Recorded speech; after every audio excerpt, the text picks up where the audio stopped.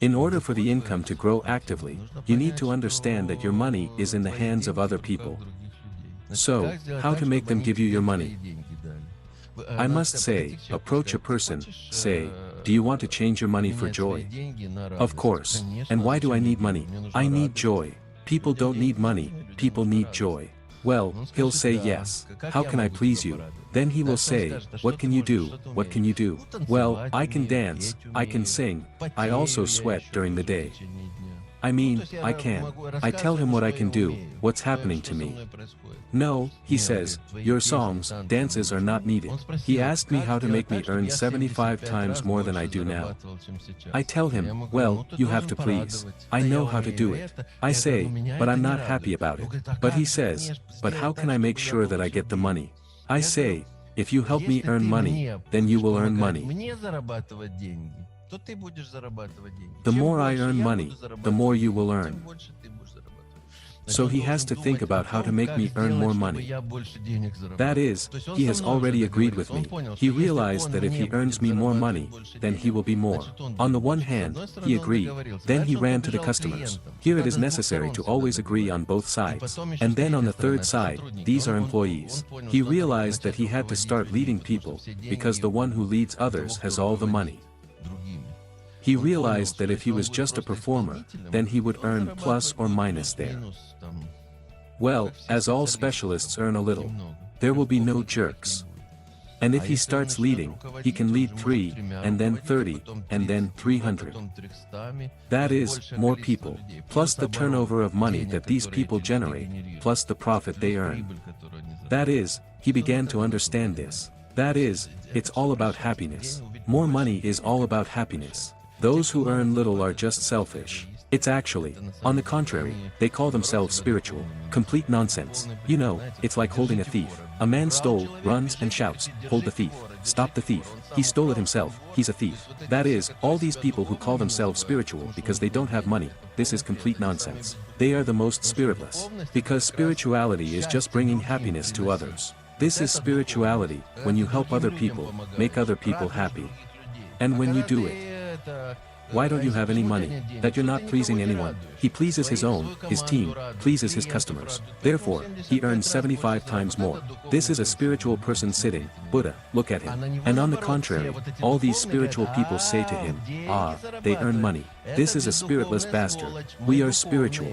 On the contrary, everything. He brings joy to a large number of people, to people. Therefore, he earns 75 times more. But it brings me joy. What kind of joy does it bring me? School. The headmaster of the school. He is fully engaged in the school. I don't have to do it. I can do something else. He only has to come and teach lessons. I love that. Do you understand? That is, you need to learn how to make people happy. Those who do not have money do not know how to do it simply. If you are a world champion doctor, then you will be exactly 10 times more than an ordinary doctor. Maybe even more.